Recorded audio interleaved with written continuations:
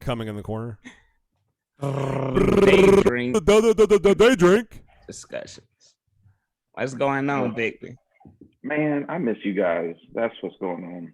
Yeah. Yeah, man. Bobby moved away. Nate grown up. I did. Pierced his face 100 times. 7. What? I ain't grown the fuck up. Nah. I don't want. I don't want to.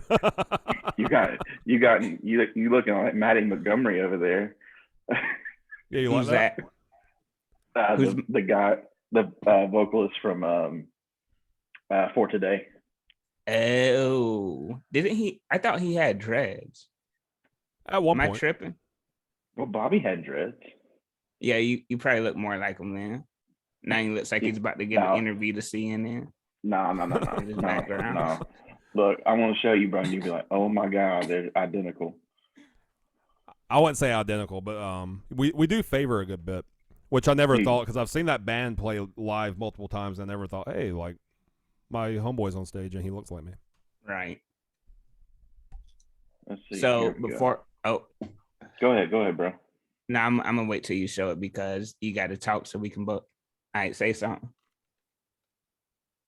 All right, they can't see it, but hey, yeah. Hey, Vic, you have to talk. It won't be on camera if you don't talk. All right, there we go. See, this is Bobby, and it's. I do see it. It's not identical, but I see the resemblance. Yeah, he also has a white wife. He's also tall. So there's some cultural similarities going on. Short hair, likes to hunt animals. There you go. Dude, that elk he killed was amazing. Yep. It was beautiful. Yeah, that was huge. Oh, man. When's the last successful hunting trip you've had, Victor? It's a couple weeks ago. Like got me a little buttonhead buck. What were y'all hunting for? Deer. It was fun. Had a good time. And saw a couple this past weekend. They couldn't get a shot on them, but it was a good time. Hopefully go out this weekend. So how does hunting work? Like if you're in the country and you're allowed to shoot guns and the deer pops up in your backyard and you kill it, like does that look down upon? No. So you can here's the thing, man. There are people that are going to be like, oh, you're not hunting. You're hunting off your back porch or whatever. Man, if it puts meat in the freezer, shut up. Like just enjoy it. As long as you ain't poaching or doing anything illegal, night hunting, spotlighting or anything like that. Because you can bait deer. Like used to, like half of Georgia, you could bait on the south side. On the north side of Georgia, you couldn't bait. Within 2 years ago, they changed that. So, as long as you ain't doing anything illegal or hunting on other people's property without permission, because brown is down, bro. Here's the thing to me too, for the motherfuckers that are like, oh, that's not hunting because you're on your back deck. Unless you're killing the deer with your bare hands, you already have an unfair advantage. Who cares where you're at or what weapon you're using? Like you said, if it puts meat in the freezer, like eat. Eat. Yeah. Like I can see if some dude came up and was like, you motherfuckers ain't hunting. I hunt. I stalk these things for 3 weeks and then I choke it and then I stab it with its own antler. Now that's fucking badass. If you can do that, you can talk about anybody else hunting. But if you hunt with a gun or a bow or dogs, like shut up. Well, that's today's dating, man. Back in the day, you had to go get your hands dirty, get in the bar, and ask girls out. Now you just swipe left or right. Yep. So weird.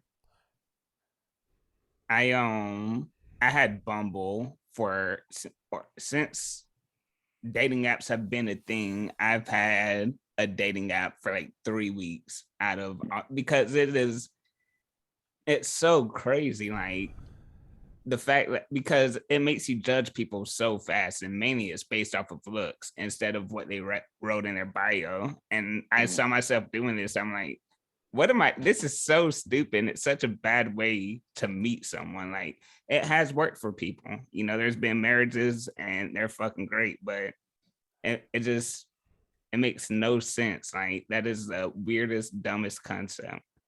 You could sign up for farmers only, or single farmers, and meet a farm girl, bro. What I do want to do, I want to get on one of those sugar mama sites, start looking for a sugar baby, and get paid. If I'm gonna do it, if I'm gonna do the new age dating, I'm gonna get paid from it. Dude, I just came up with a conspiracy theory. Oh no. What Here we if go. all dating apps were started by divorce attorneys? Because they're like, hey, if we can sell them marriage, half of them are gonna fuck it up. Get paid twice. Exactly.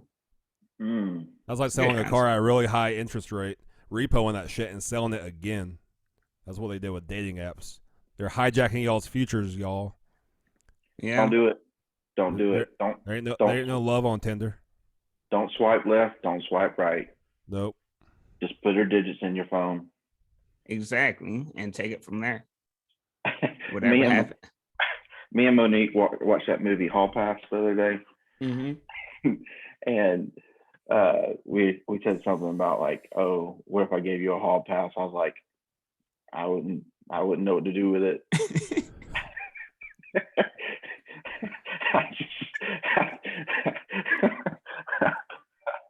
I'd be like, I'm all left out. I'm gonna go hang out with my friends. That's my hall pass.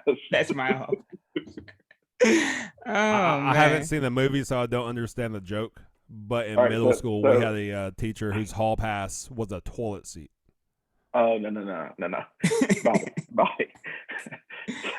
Golly, you gotta watch the movie. But anyway, I mean, it's married guys, and like they do a really bad job of like hiding themselves looking at other girls when they're with their wives, or they talk crap and they're like, hey, yeah, I could get her in a heartbeat.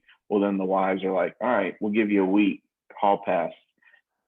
No, you're not gonna get in trouble. Nothing bad's gonna happen.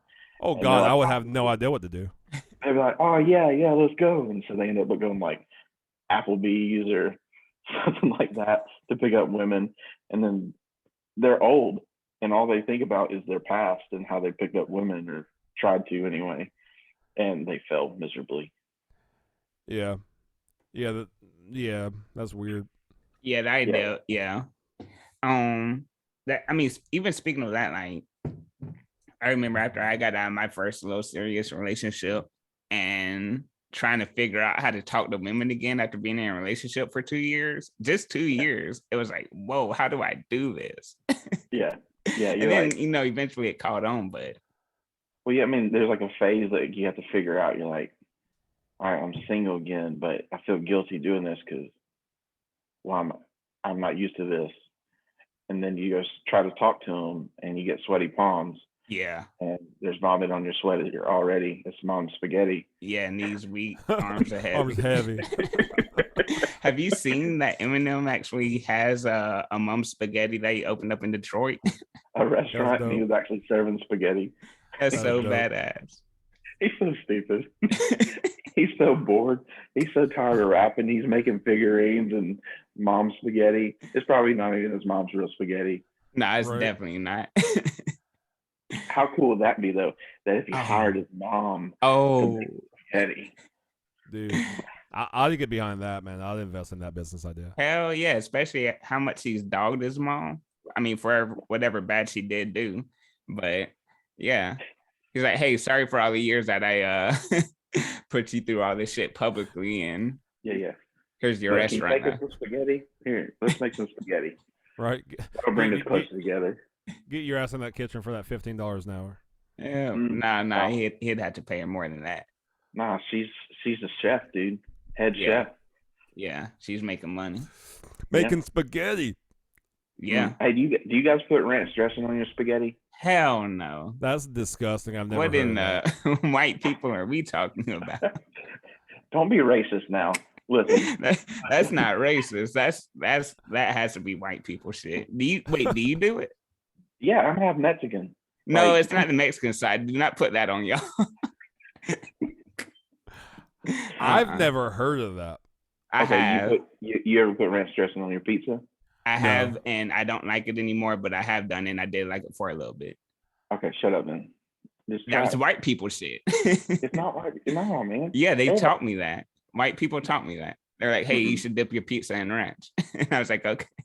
Well, you went to Flowery Branch, bro. Right. Exactly. Nate's talking Yeah. like white people shit, like like there were a lot of black friends that he had to No, choose no, from. I was, but I promise you, Rashad wasn't telling me to put pizza in ranch. Like, Oh, it was Rashad, I miss Rashad. yeah, he's a good dude. I miss Oh. Opie. That's who I miss. Okie, Okie. There you yeah. go. he's back See, in you're Georgia. being racist. I'm not sure how, but Opie was white. I was about to say Opie Taylor was white. oh man. All right, yeah, maybe you're not being racist. You're too young. You're too young to call me racist. Shut up. Oh, down. That's not good. I didn't know there was an age limit on pulling out the race car. Oh, okay. Yeah, Gotcha. Hey, so here's one thing I learned yesterday. Uh-oh. That it blows my mind that in our eyes we have 3 types of cones. One that will pick up short wavelengths, which we understand as green. One that picks up medium wave, or no, blue. Sorry, short is blue. Green is medium wavelengths, and then red are long wavelengths. And every color we've ever seen and ever will see are based on variations of red, green, and blue. You didn't know that? But hearing it explained the way I saw, I'll send you all the video. But the way it was explained in the video, it just blew my mind. And I also haven't been in high school for like 15 years. So yeah, I've slept a couple of times since then. So I probably remember that shit for somebody's science class, but fucking I don't use it to pay my bills. So Nah, it is weird. You never adjusted your TV coloring? I understood it for electronics, but I didn't understand that it was manipulating the physiology of our eyes. I thought that was just, they chose these 3 colors because it's more efficient for the technology. Oh, yeah. Well, that's cool. Thanks for the knowledge, Bobby. Yeah, man. And also, if you drop a slinky by holding it vertically and letting it stretch out, the top will fall first, and then the bottom won't start falling until the top reaches it. Just so you know. Just the more you know. The more you know. And see Vic's in a group chat with me, and there's always that one dude in a group chat. Maybe girls do it too, but I'm not in female-only group chat, so I don't know. But there's always that one dude where it's like a normal-ass conversation, and then somebody just sits back in the cut, and I'm like, I'm just waiting to wreck it. I'm that guy in every group chat. Like, every time, and it's not that I'm trying to be weird. Like, I just have a weird brain. So I respond in the way that I want to respond, and then everybody stops talking because they don't know what to say. And I'm just like, I just want to play along. But like, you fucked everyone's head up. Yeah, I was in a group chat tonight with my old boss and a couple of friends from work are in, and he sent us a picture of like some wings that he was cooking. And everybody's talking back and forth about wings, and they're having a full-ass conversation. And I was amazed at the size of the wings. They were pretty substantial. So I was like, man, they're big. And they all stopped talking. And I'm like, you ain't got to make it weird. Now it's weird.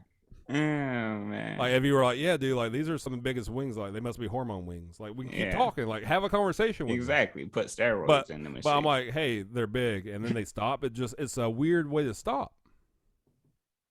Dude, that's a really weird thing to say. I mean, and not complete your thought. I mean, people are now wondering, like, what's big? Like, is my gut big? Am I? That was my thought. Sausage fingers.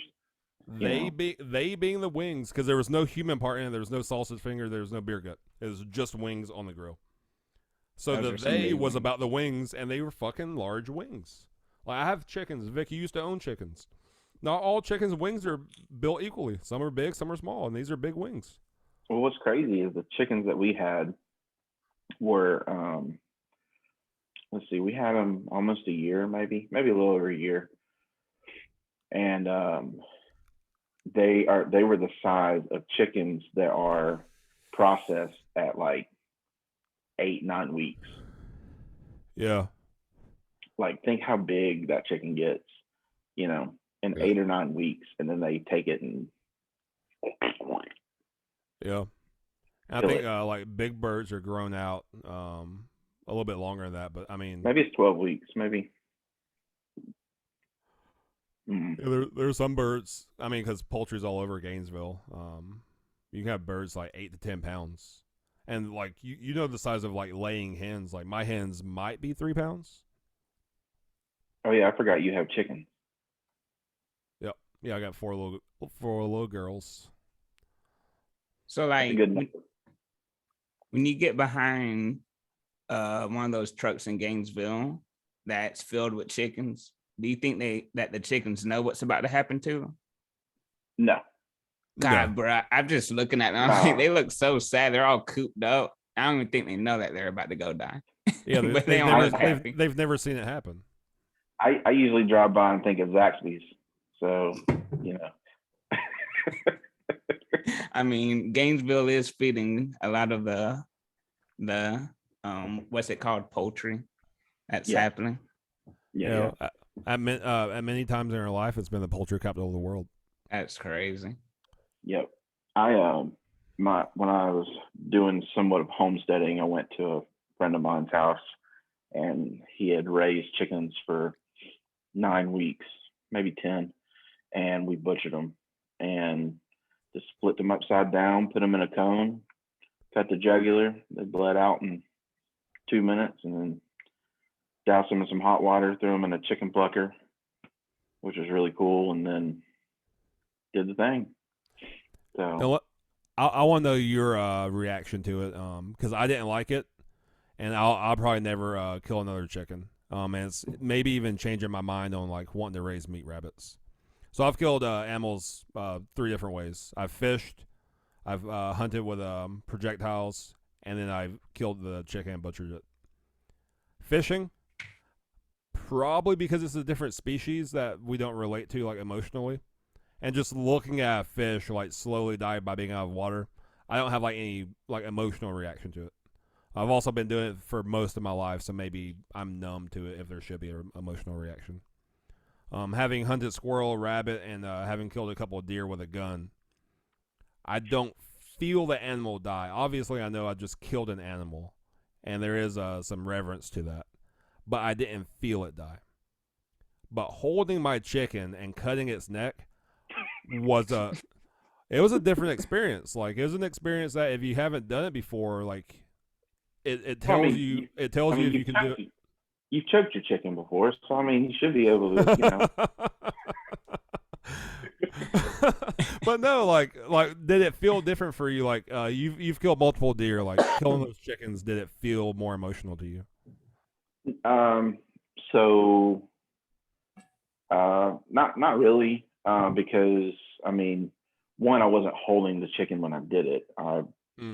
There's these aluminum cone cans that you take the chicken, you hold it by its feet, and you tuck it in this, and all that's sticking out of the bottom is its head. And it puts the chicken kind of at ease because it's cooped up, just like, swaddled, I guess you could say. So swaddled, and you just pull its head down and you cut, and it's out within 2 or 3 seconds. I mean, it's losing all of its blood really, really quick. So I thought when I first did it, I was like, oh man, I'm not gonna be able to do it. But then when I did it, I was like, this is a real humane way of doing it. Not cutting off their head and throwing them out and letting them flutter around or breaking their neck. My mom's told me stories about that. So I don't, I always pictured that. But when the way we did it, you just cut 2 slices and then that's it. And they're gone within a minute, Yeah. So, I don't think I've felt anything on that because, I mean, that's what they were raised for. That's what, they were intended for, just like cows. Now, when it comes to like cattle and hogs and stuff like that, I probably have a little bit harder time because one, you don't shoot a cow from, 100 yards or something like that. you're not hunting this animal. It doesn't really have a full on advantage at all. And then you get up to it and you either use a 22 or one of those stun things that they use to the back of their head, and then they flip them upside down and cut them, you know. Yeah, so it's like execution style. Yeah, you know what I'm saying? It's a little bit different. I mean, I guess chicken's the same way, but the chicken was calm. You know, it's not like they're losing themselves. What you doing over there, Bobby? I've gained a good fair amount of weight, but I still want to be sexy, so my pants are always too tight in the waist, so I have to unbutton them when I sit down. Oh my God. Yeah, I'm like your beer belly uncle on like Super Bowl Sunday or something. Oh, that's a Is that like problem 5 I've plays? never had. Yeah, because so you lucky, fucking bro. weigh 125 pounds. Yeah, I don't know how lucky that is. Like skinny people want to be bigger, fat people want to be skinnier. Yeah, And but here's it's the all- thing, though. When your baseline is small and it doesn't fluctuate, you can have whatever clothes you buy today for the rest of your life. Like you and Randall 100%. don't have to buy clothes 100%. unless you just ruin them. I've Like you been spill wearing mom this. spaghetti on it, like okay, yeah, go buy a new one. my waist size has probably been the same since I've been like 18. Yeah, but And like I'm Vic, 31. you can attest to this because we've both been heavier and lighter throughout our adulthood. Like you start losing weight, but you're like, I don't want to get rid of my big clothes because I might go back. Yeah, I mean, I've always, my problem is that I'm like, okay, this is the year. I've got this. And so I'm like, all right, I lose 5-10 pounds. And then, you know, across the street, there's a place called Wayback Burger that has a cheesy burger. Well, then you hit that, and then it's just downhill from there. And you just stay in the same clothes and then go up in size. And then you're cleaning out your closet, and you're like, oh no, I'll fit in that again. I got it. I got Yes, it. I have mediums hanging up right now. Oh yeah. There's band shirts that I'm like, I got this. I'm gonna make it Yes. happen. And then 9 months later, they're still sitting in the same spot, and I'm like, you know what? I got this. I can do it. Nope. Nope. Yeah, so Nate, even just on the fashion thing, not having it ever like change clothes because of your size, that's awesome sounding. Like, see, the only thing I've ever had to do, and this was when the pandemic first started, and everyone's like, let's find new hobbies to do. And it didn't affect me because I was still having to go to work every day, unlike, a lot of people. And so I was like, you know what, but let me adopt their mindset. So started working out, started eating super healthy, started watching my diet, started, drinking mass gainer and protein shakes. And the most I ever weighed was Zen, which was 134 pounds. And the only thing I had to do was like loosen up 1 or 2 belt loops. Like that was it. I didn't have to change in some pants, I didn't even have to wear a belt with it. I was like, oh man, these actually fit without a belt now. But that's, it was never, oh shit, I'm going to have to go shopping. Yeah. I gained You're 14 so pounds. blessed, dude. You know how many belts I've been through, and not because they broke or of high usage, just that steady incline. Just Man, that's crazy. Yeah, I've never had that issue. yeah. Bobby has. Bobby, you have fluctuated in the 20 years that I've known you. You have fluctuated. Yeah, quite a bit. Back and forth. Yeah.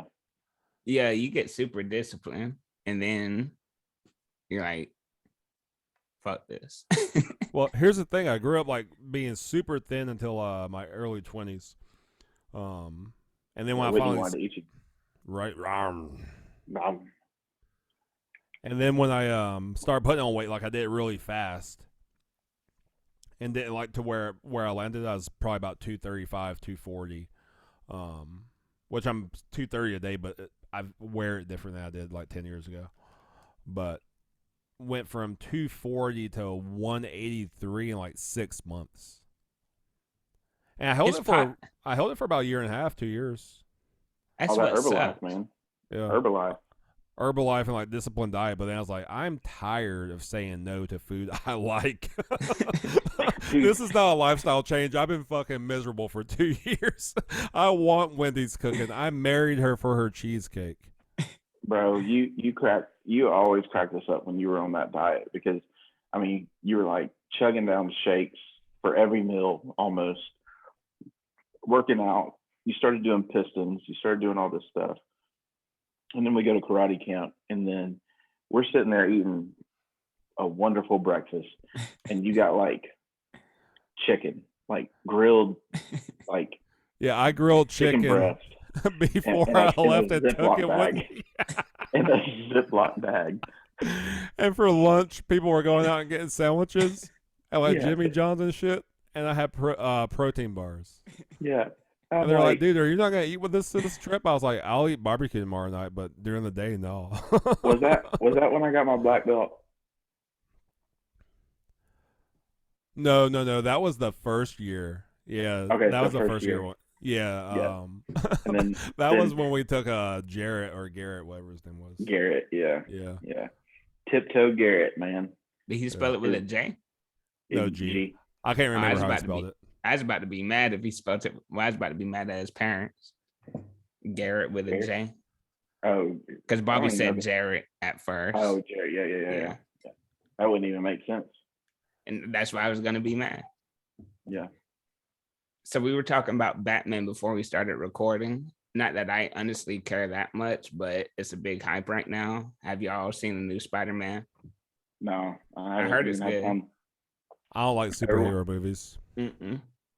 Why not? There's just too many. Like, there's too much to keep up with. It's like, I don't like superhero movies for the same reason I don't keep up with college football.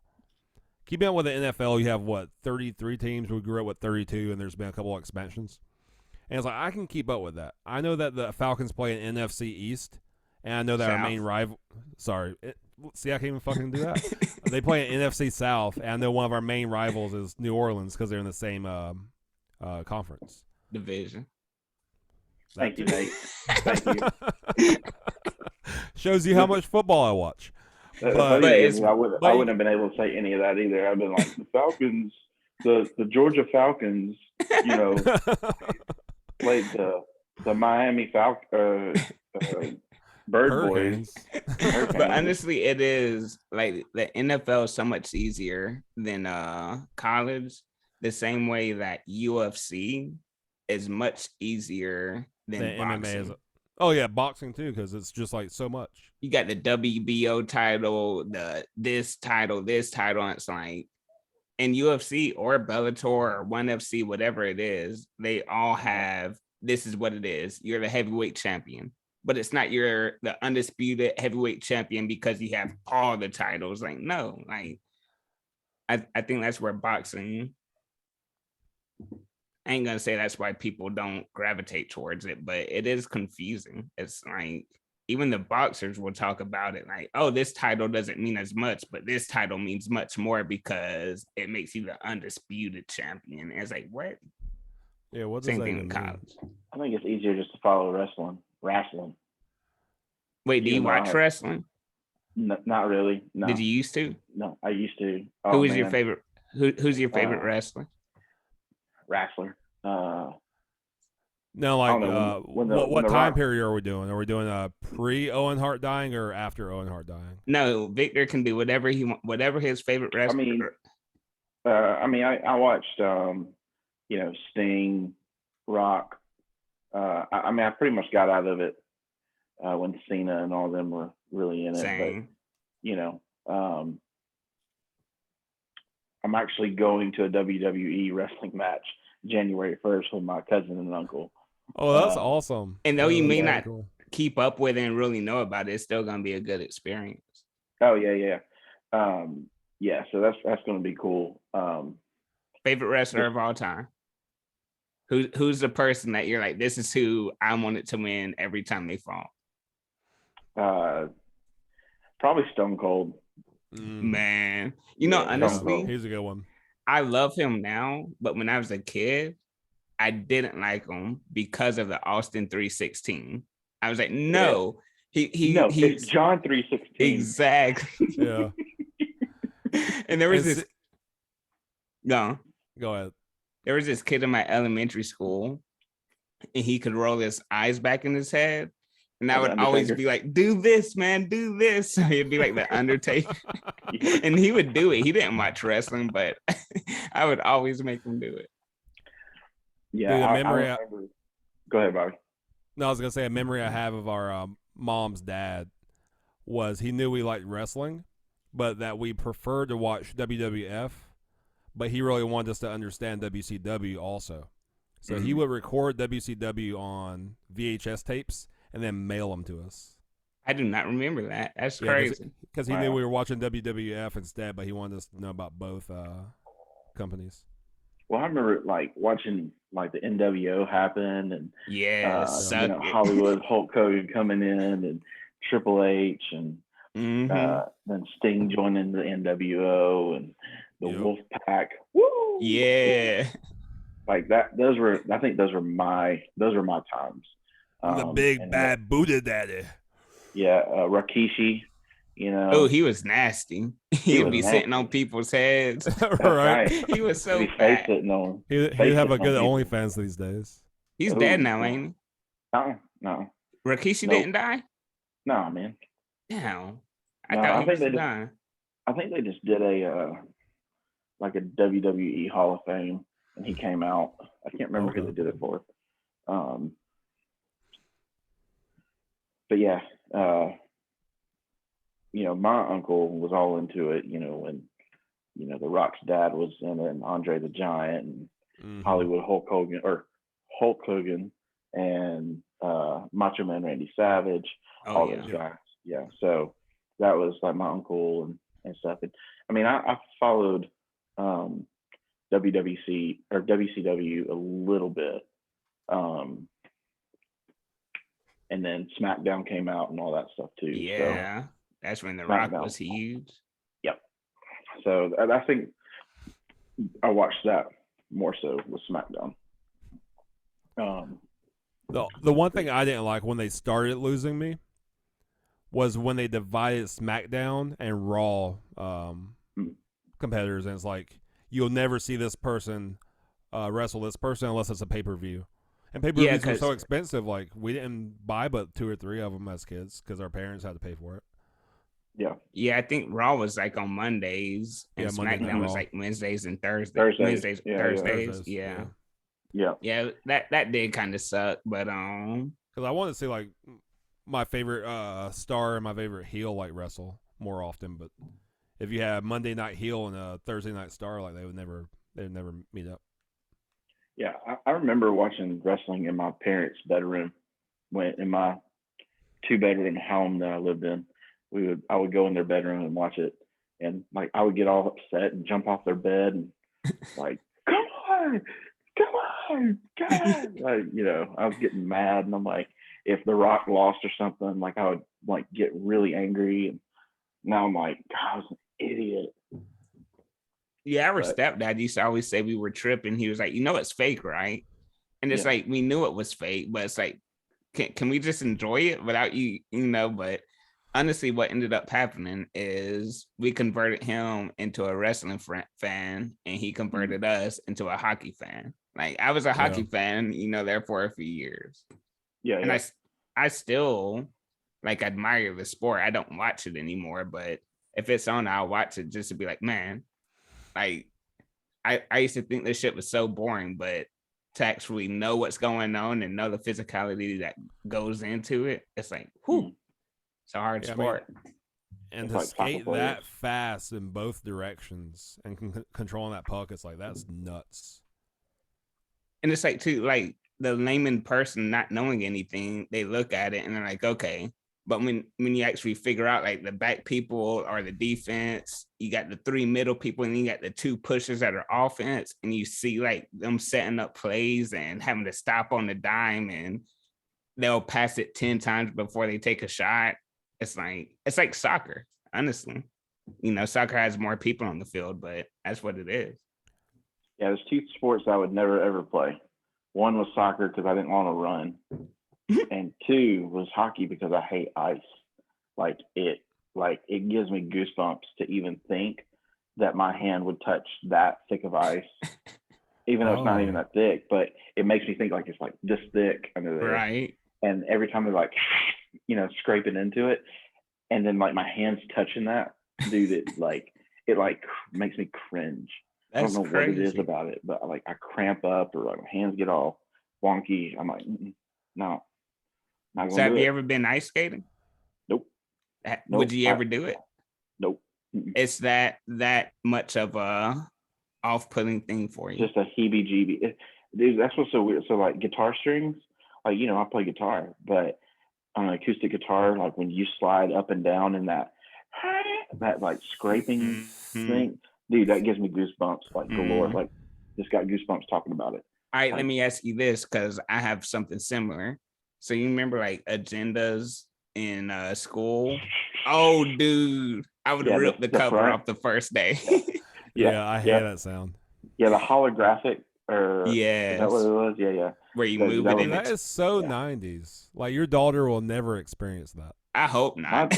My daughter will never experience anything that we experienced because we like evolved like rapidly after we got out of right when we hit high school and up. Are we the fastest? How digital is a learning experience for a 5-year-old these days?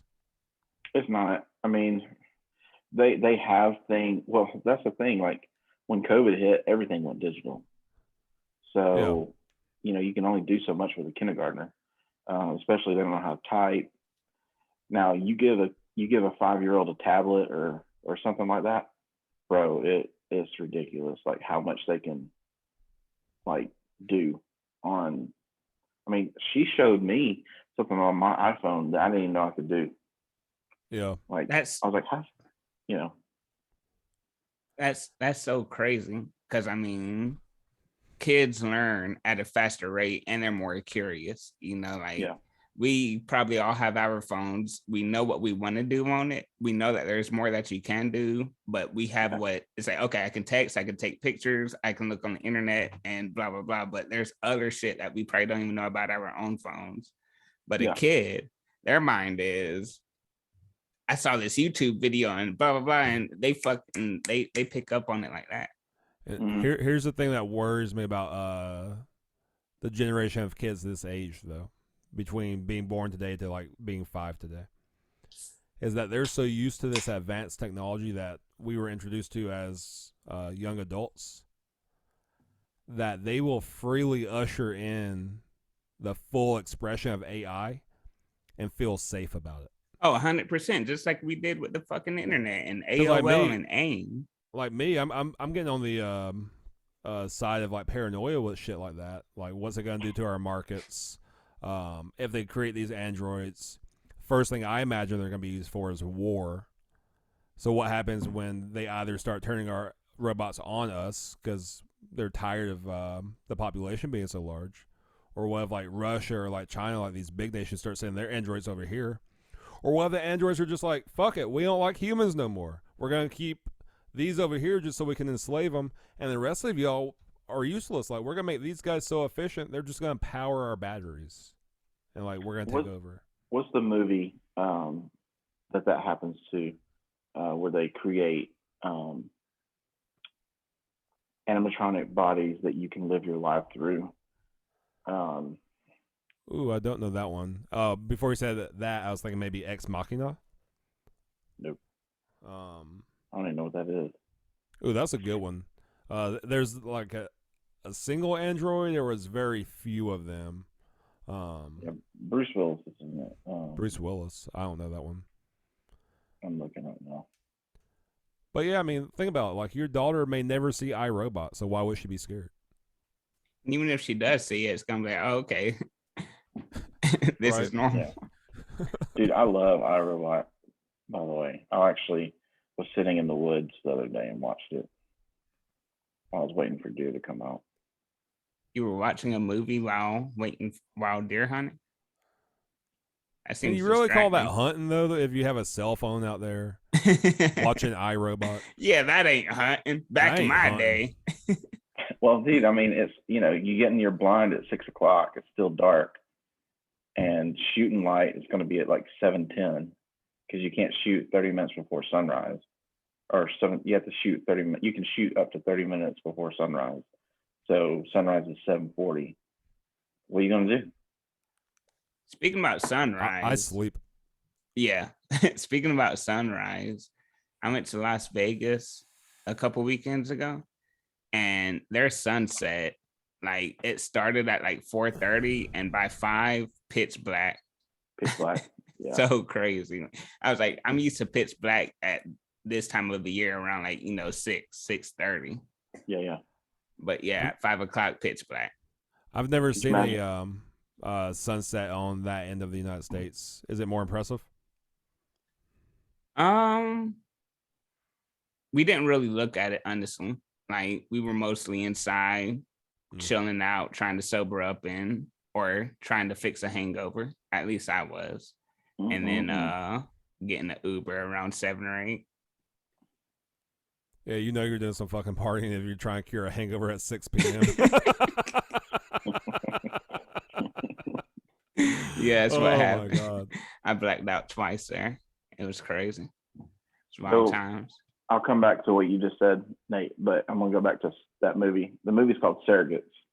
So okay, I've never heard of it. Yeah. I've heard of it. And I don't know if I've seen it.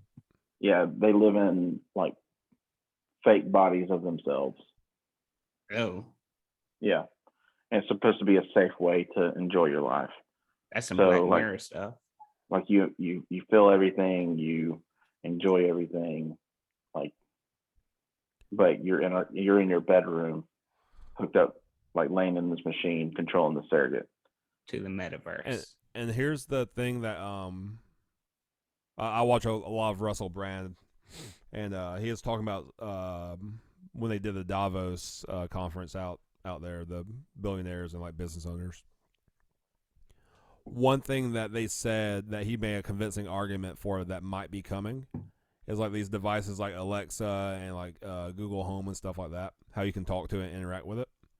It's going to get to a point where these tech companies are going to feel like they know us so well, and maybe they even will, that instead of us talking to those devices and telling it what we want it to do, it's going to say, "Hey, Mr. Stevens, good morning.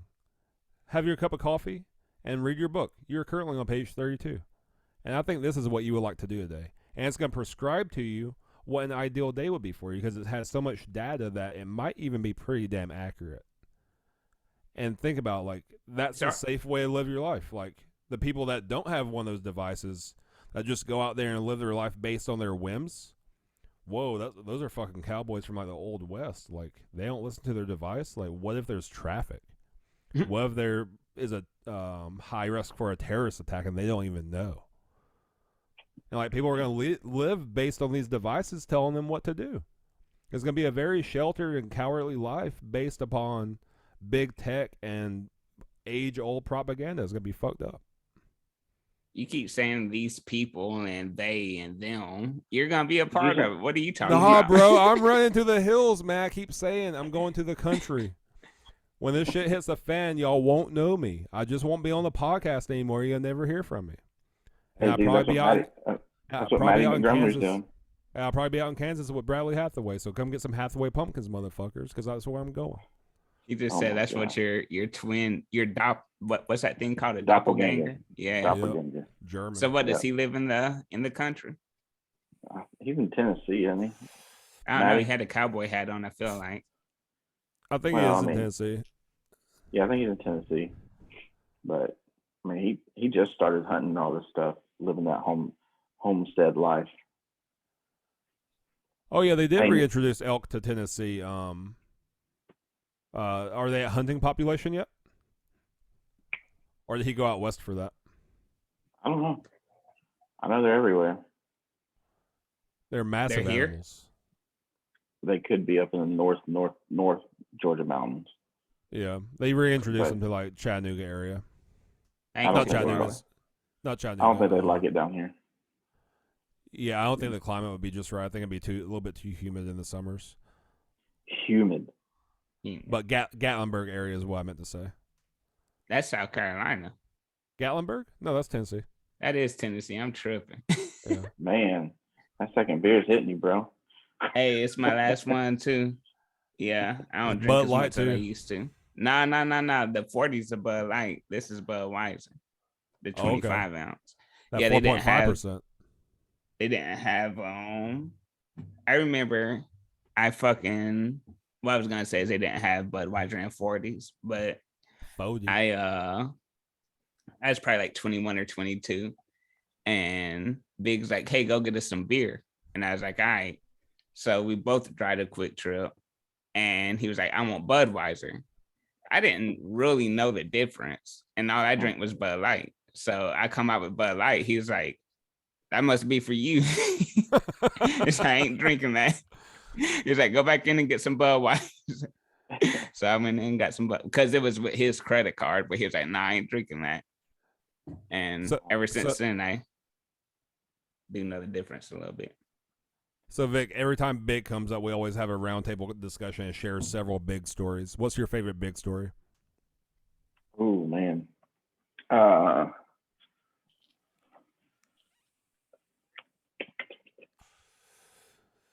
think when we were playing cards with him and we asked him if he could get it up. Because we were like, hey, Big.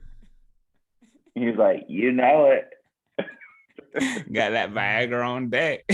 That's hilarious.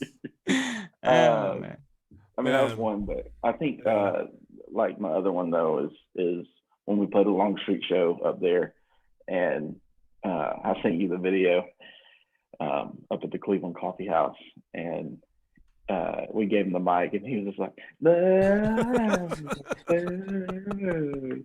like just rocking out with it. And dude, it fit. Like, it sounded good, and he was just like saying gibberish. Yeah, he was just saying whatever he wanted to, but he didn't care.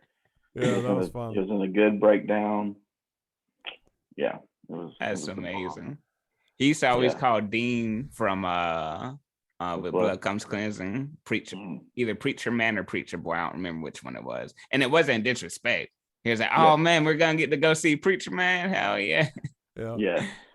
Dude, Dean's the bomb. I love me some Dean. I'll never forget. I came home with Norma Jean's "Bless a Martyr, Kiss a Child," and Josh Scoggins at that time was probably one of the most authentic Christians in the scene. Like, some people were like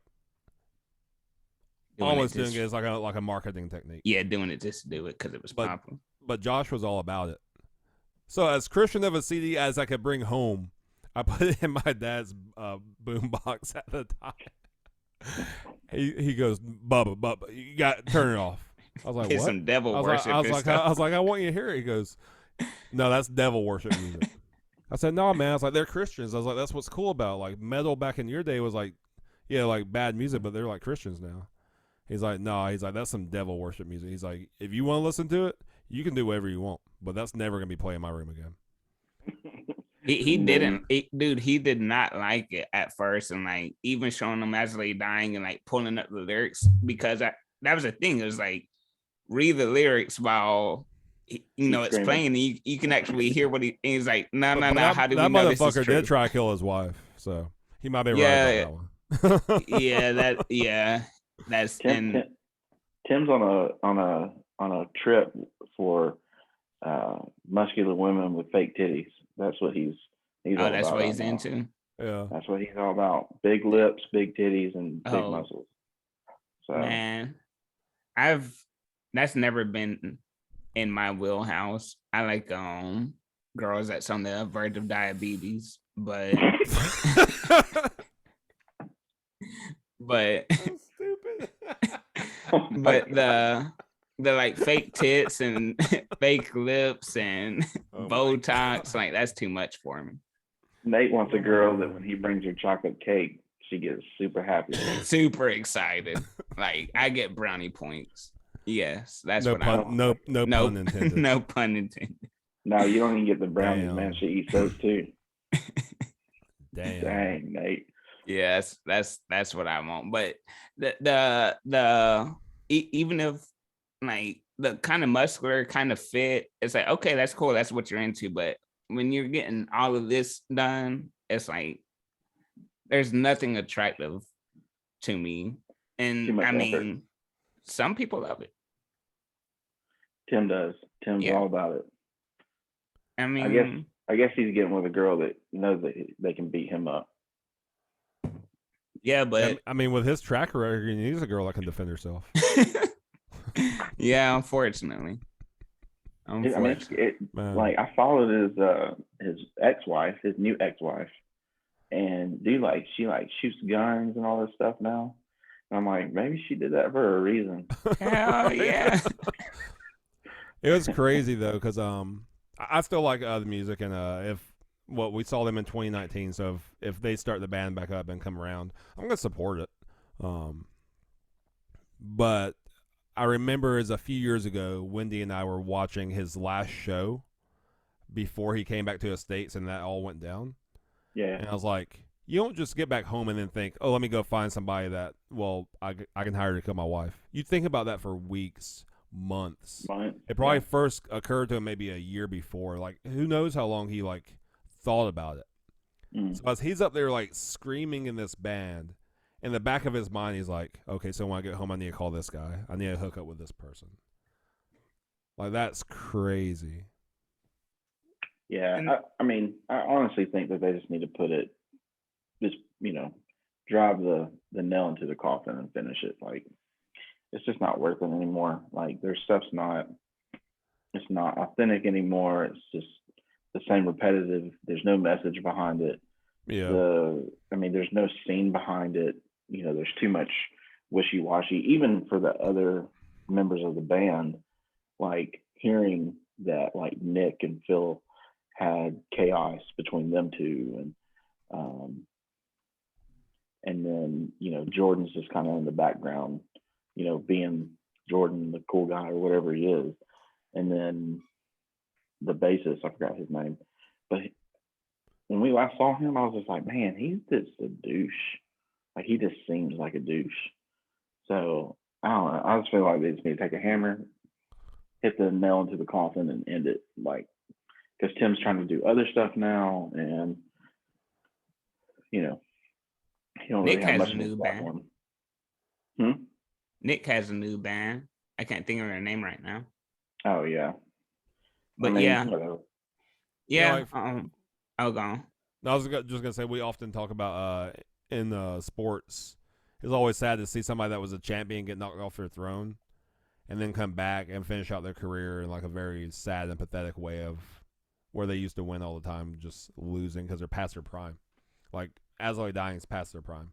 They had a great run. They did a lot to influence heavy music, but once you're done, you're done.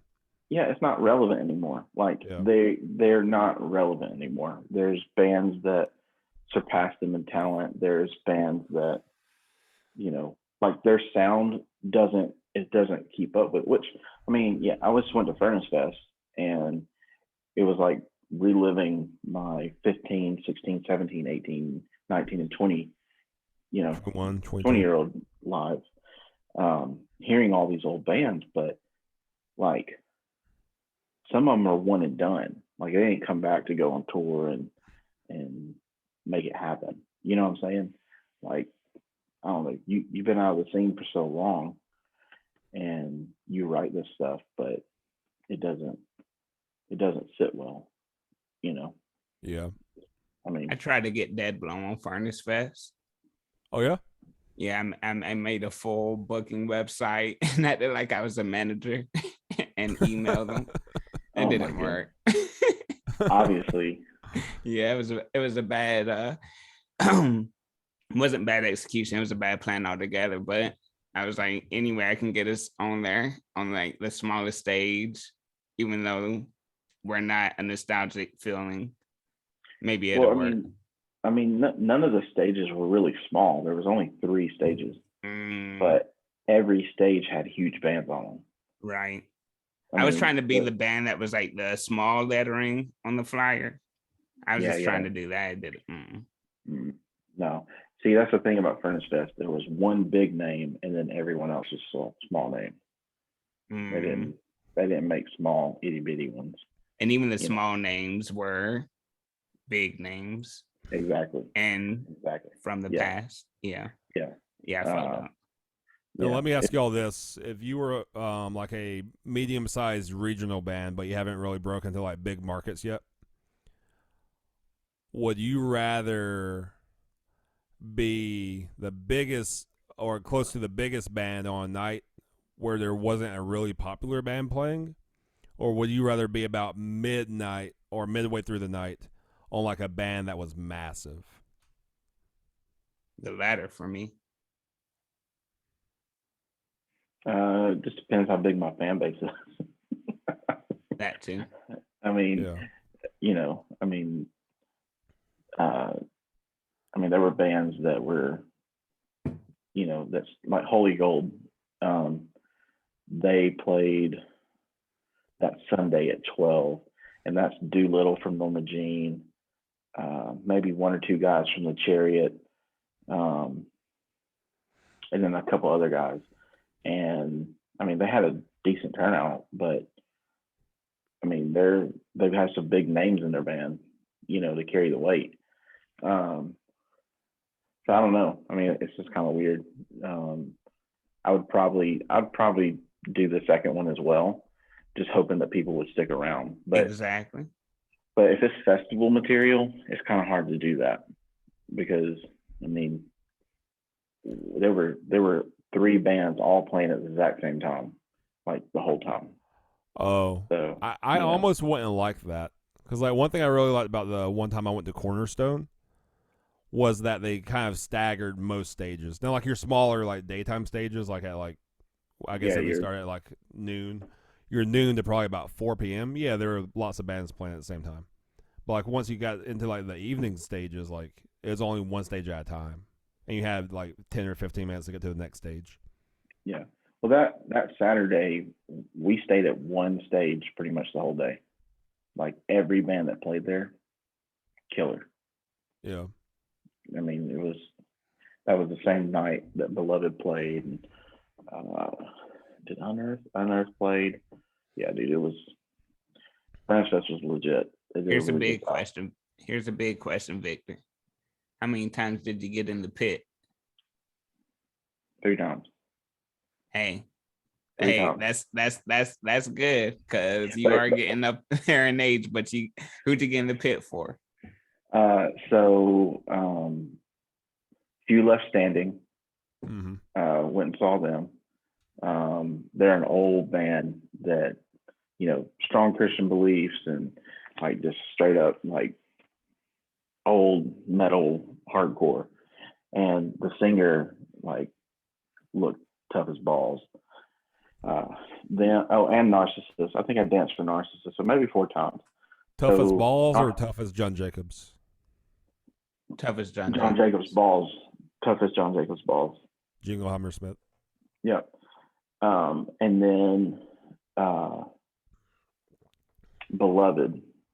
So me and Stephen Lashoto went down to the center of the crowd while Beloved stuff was getting set up, and there was this girl drinking next to us. She was young, petite,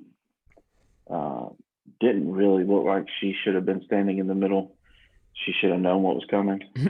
But I just looked down and said, all right, push left, because I'm not opening up a pit on her. Like, I would have ran over her, dude. So, dude, they started, we opened up the pit, broke it down, 2-step, broke it down again, and then I realized how COVID and my age and all that all mixed up in a ball and said, what are you doing? And I mean, so the crowd in the silo area was almost like the crowd at that rap concert that happened. You know what I'm talking about? The one where all those people died. Oh, Astro World. All them Satanisms. Yeah, all them Satanism people. dude, it felt like that. Like the pit was literally going like it would expand and then it would just close completely. And it would expand and close, and you couldn't stop moving. Like there was no Right. Yeah. there was no stopping. Yeah, you're part of an organism at that point. Yeah. Oh man. No, dude, I was the colon that was I was getting squeezed, you know, holding back the shit. I was like, no. And you're in a different state. You ain't even got a bidet. Like, yeah, you got no bidet, none. I got me a bidet at home. I love it. I need to get But one. you need to get one. Yeah. But anyway, I got to the other side and I'm like trying to push through, and these guys are like, hey, there's no room, that like you can't get any further. And I'm like just trying to get to my phone so I could like Sully was like 10 people forward. And then the last time was for I never seen this band. I never listened to them, and they're like a mix between Marilyn Manson and Drake. Drake. Oh my god. So what made you want to dance to them? What pumped you up to? Motionless in White. Oh, I've heard of them. Yeah. Okay, so you know they're like goth hardcore pretty much. You know, makeup and you know, Marilyn Manson lookalikes. Anyway, they're like, since this is Furnace Fest, we pulled out all our heaviest songs, and dude, when they played, dude, it was ridiculous. Like they hit every hard song that they had and every hard breakdown that they had. And hell yeah. I was like, we'll dance. You said forget about COVID. Forget about AIDS. Forget about being sore the next day. I'm doing. Oh yeah, no, we didn't care about being sore. But see, dude, like that was the thing, man. Like everybody was the same. There were people that were trying to like wear old band T-shirts that came up to their belly button, showing it off. I mean, there were people that, you know, everybody had camelbacks on. Like you don't like when I went to Cornerstone, they have camelbacks. Like, what's a camelback? The shit with the water. Yeah. Like there are people like I was dancing in the pit with a camelback on. These other guys are dancing in the pit with a camelback on. Y'all have fucking fanny packs too, didn't you? I didn't see any fanny packs. Oh, okay. We're not that old yet. No, that's our 40s. That's the thing, dude. Like the only people that changed were the guys. All the girls, I like same. That's amazing. They all look the same. They're all seamed out, got their unibrow pierced like you do, Nate. And, it is a bridge. My bridge is pierced. Your bridge, yeah. Yeah, uni. Not my uni. Nice. If I went any higher up, I would get my third eye pierced, but I'm gonna stay with the bridge. Put a diamond on it. You gonna put a diamond in the middle? No, I'm not oozing. But we'll get my third eye tattooed. Ooh. No, because then you're blocking your blessing. You gotta pierce through it. Open that shit up. I don't understand it. I'm not gonna explain it. What's understood doesn't have to be explained. But now that all three of us are here and we're talking about dancing, I'm call Bobby out, and I'm gonna give praise to you, Victor, because Bobby has an older brother. I would always be like, when we first got into metalcore, I was like, when's the breakdown? How do you dance? He was like, dude, you just know when the breakdown's coming, and you know when it's in the breakdown. I'm like, no, you're not explaining it to me. He's like, figure it out. But Victor, I don't remember where it was, what song was on, but you taught me this is a breakdown. This is how you dance to it. So you're actually the one that taught me initially how to dance, and then I picked up from other people and did my own thing. But Victor taught me how to hardcore dance. See, I got taught by the streets. Very first time I danced, it was As I Lay Dying, and I don't know what appendage hit me. I don't know if it was a back fist, a straight punch, or like a wheel kick, but something hit me in the face so hard, and I left center of the room.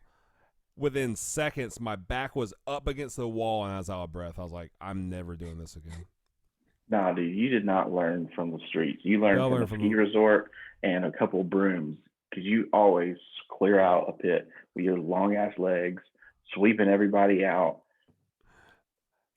Yeah, that's because I started at the bottom now on here. Like, it took me a while to get there. Like, I got fucked up several times. Yeah, no one Yeah. wanted to be in the pit with Bobby. There's just No. limbs going everywhere. You Like, thought someone was getting chopped up. There's a leg, there's an arm, there's a bruh, leg. the fact that a foot can hit you from like 5 feet away. So I think I'm in good space, but nah, I'm really not. Well, that's like Vic and I in our mid-20s did karate together, and that was always my advantage with that. I just used my length. Yeah. Yeah, I just use my weight and just throw it at you. Yeah. Yeah, you almost have to. I mean, y'all probably weigh about the same, but it's proportioned differently. No, I'm like 30 pounds heavier than them. That's not, Maybe a I little mean, that's more. not too much. When you think about me compared to y'all, I'm Yeah, you're 125. You're strong. Exactly. I'm over 100 pounds heavier than you. So like if this was fighting, if this was like boxing or MMA, then I wouldn't be in y'all's weight class ever. But y'all are in the same weight class because y'all are heavyweights. You can be a 30-pound difference. That's not too much when you're as big as y'all are. See, that's the thing though. When UFC first started, you were in anybody's weight class. It didn't matter. Yes. Yeah. It didn't matter. It Yeah. didn't Yeah, matter. I'll be right back. Yeah, it didn't matter. It didn't matter if you were 50 pounds or 900 pounds. You're fighting. Like Yeah. you signed up for it. And what's wild to me is like I've thought about competing. Like if I were younger, would I have competed if I was 18 now, and grew up with like UFC and MMA? And like I'm 6'3", and you know what I look like. I'm 230 pounds. Stipe fought DC at like 235. Completely different look. Like he looked a lot different than me. Like I can't turn my 230 into the muscle he had. Yeah. And then you're like, okay, well, cut. Like if you cut to like 205, you'll lose your fat, and you'll be a little bit pudgy, but you'll be probably the right fighting weight. John Jones is 205. He looks a lot fucking different than me. And it's like, okay, well, you've got it down to 180. What if you just went down to like 190?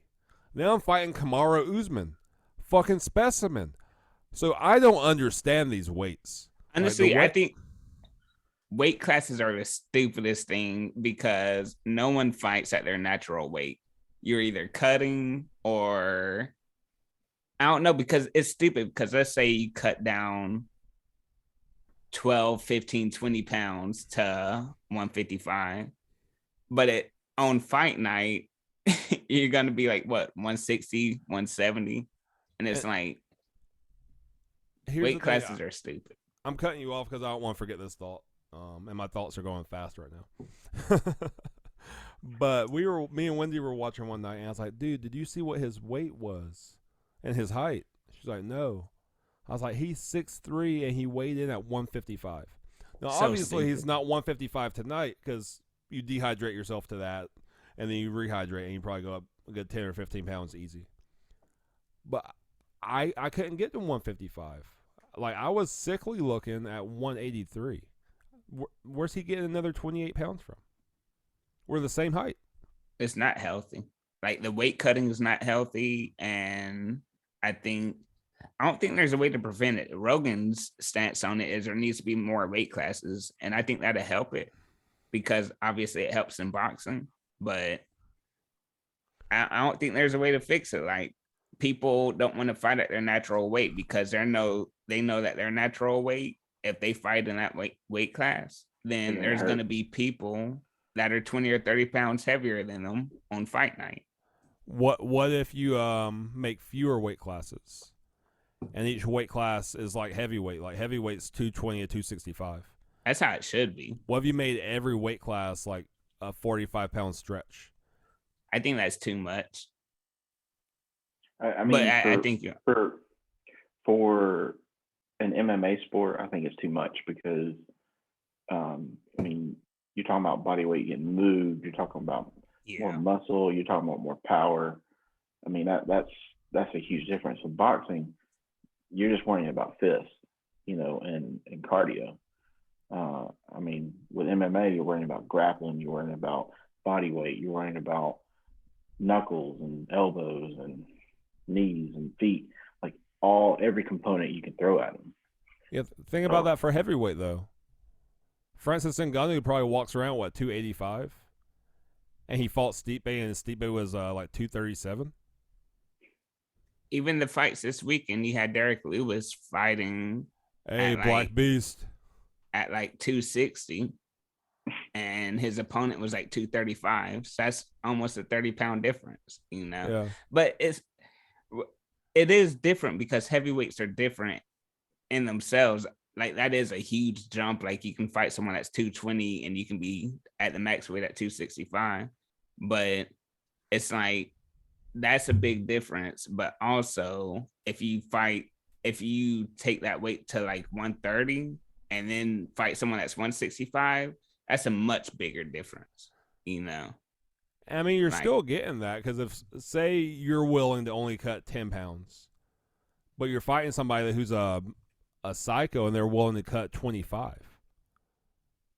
By the time you rehydrate, they still got you by 15 pounds because they're not fighting at their weigh-in weight; they're fighting at their hydrated weight. So you're still getting fucked up scenarios like that. I mean, I think Rogan and them just agree that cutting weight like that is cheating. It is. It's just a good way to cheat. It's legal cheating. Yeah. It's legal cheating. So, I mean, especially when you can't even like stand on your scale or you have to take off every ounce of clothes. Like, I think if you have to take your underwear off and everything. And they have to put that black thing up. Yeah. Like, and your opponent doesn't. Like, I think you should just be like, no, it ain't going to happen. Right. Yeah. Like, that's just too much. Yeah. Yeah, because if the underwear is what's breaking it, you're already overweight. But that's what sucks is it would be easy to be like, okay, no, just fucking call it off. But your opponent has been in training camp for 12 weeks. They have dedicated themselves for this one night. And just because you can't make weight, whatever it is. But don't restrict the weight. Like, I mean, I think you need to be within a certain range. Like if you are plus or minus 1 or 2 pounds of the weight, screw it. Like let them fight. Yeah. You know what I'm saying? Like Adesanya told Dana, a 30% reduction in pay doesn't matter to somebody that has sponsorships that make them a millionaire. Like it needs to be a much greater cut in pay so they feel the consequence. No, it really does. Because the lower fighters are going to feel the consequence. Yeah. Yeah. I honestly, like, I'm so sick and tired of the culture that we live in, though, that they're paying for the drama more than they're paying for the actual fighters or the fight itself. So, Conor McGregor, yeah, horrible sportsman, like conduct, weak, honestly, like not that great of a fighter, loses multiple times. I gotta stop you there. Maybe not now, but that motherfucker's a great fighter. You can't take that from him. You can't take his past accomplishments, but he hasn't won in like 2.5 years. Yeah, that's person he beat, I think, was Cowboy. But then you get into everything else that's in the world. Yeah. So the Island Boys. I'm an island boy. I'm an island boy. Do their trip because and Logan Paul or Paul Logan, whatever his name is, he said it. Wait, the Island Boys are the Paul brothers? No. No. Okay. What I'm saying is they had him on a podcast. And he walked out. They walked out. And it's not the one it's not Jacob Paul, right? It's Logan. Logan's a more cool one in my opinion, yeah. Yeah, Paul's the one that's fighting, right? Yeah, Jake's an asshole. Yeah. He just fought Tyron Woodley. No, he didn't fight. He fucking destroyed Tyron Woodley. What was that? Okay, I'm just going to say this real quick. I'm sorry you're trying to get this off, Victor. He didn't destroy him. He destroyed him with one punch. The fight I'm a fight fan. It was a lot of hugging. It was boring, but he did destroy him with that one punch. Anyways, keep going. But he said the only reason those guys are making money is because they create drama. Yeah. Like that's the only. Whoa, Bobby. Bobby, you okay? I'm good. Please don't let me see up your shorts. Please don't let me see up your shorts. But Logan Paul was saying that about the Island Boys, saying that they're only relevant because they create drama, right? Right. But that's the thing. Like they're literally making money off of people supporting their drama, not their talents, not anything like that. And like that's.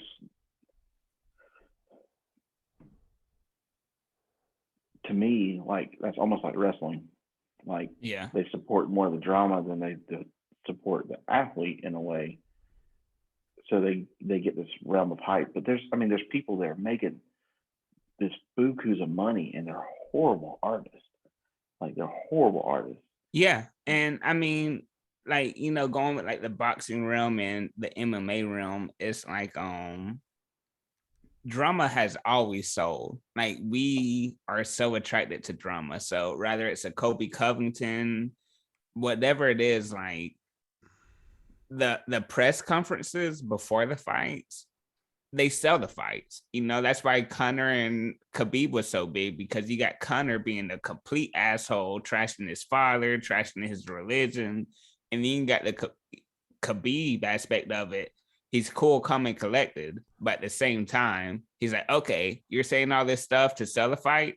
I'm going to rearrange your face. I'm going to smash your boy. I'm going to do it.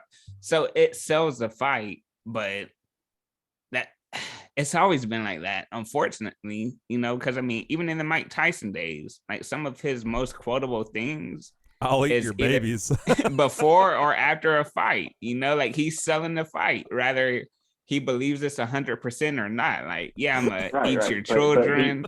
But here's the difference. One, he's like, I eat your children. Yes. But here's the difference: is that he actually has talent.